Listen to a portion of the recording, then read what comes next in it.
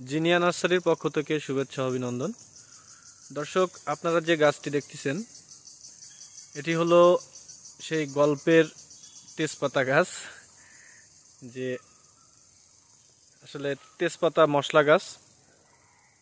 যারা বড় সাইজের তেজপাতা এবং দারচিনি মশলা গাছ লাগাইতে চান অবশ্যই আমাদের সাথে যোগাযোগ করবেন। ডেসক্রিপে আমাদের নাম্বার আছে, আমাদের নাম্বারে যোগাযোগ করবেন।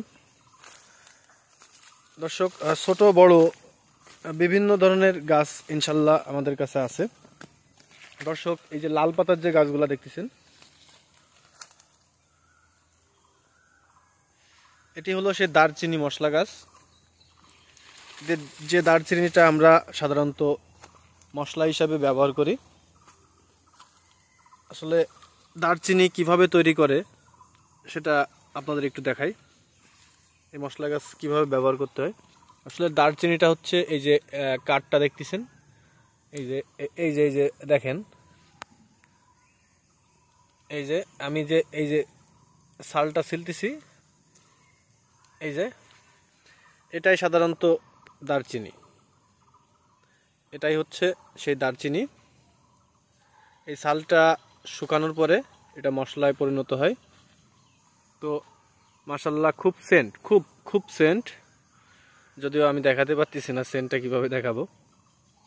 তো যারা দারচিনি এবং তেজপাতার ছোট বড় গাছ নিতে চান ছাদ বাগানে লাগানোর জন্য অথবা মাটিতে লাগানোর জন্য বা বাণিজ্যিকভাবে চাষ করতে চান, তো অবশ্যই আমাদের সাথে যোগাযোগ করবেন। ডেসক্রিপে আমাদের নাম্বার আছে, আমাদের নাম্বারে যোগাযোগ করবেন। ইনশাল্লাহ আমাদের কাছে সব প্যাকেট এবং টবের চারা, দারচিনি তেজপাতা এবং এছাড়াও আমাদের কাছে কিন্তু বিভিন্ন প্রকার মশলা গাছ ইনশাল্লাহ আছে। তো যাদের লাগবে আমাদের ডেসক্রিপে নাম্বারে যোগাযোগ করবেন। এবং যারা আমাদের চ্যানেলে নতুন আছেন অবশ্যই আমাদের চ্যানেলটি সাবস্ক্রাইব করে দিবেন এবং পাশের বেল আইকন প্রেস করে আমাদের সাথেই থাকবেন। দর্শক, আরেকটা জিনিস দেখায় আপনাদের, ছোট, এটা হচ্ছে দারচিনি গাছের ফল বের হচ্ছে। এটার থেকে কিন্তু আসলে চারা হয় না, চারাটা প্রত্যেকটা দারচিনি এবং তেজপাতা এটা কিন্তু কলম করার মাধ্যমে রূপান্তরিত হয়।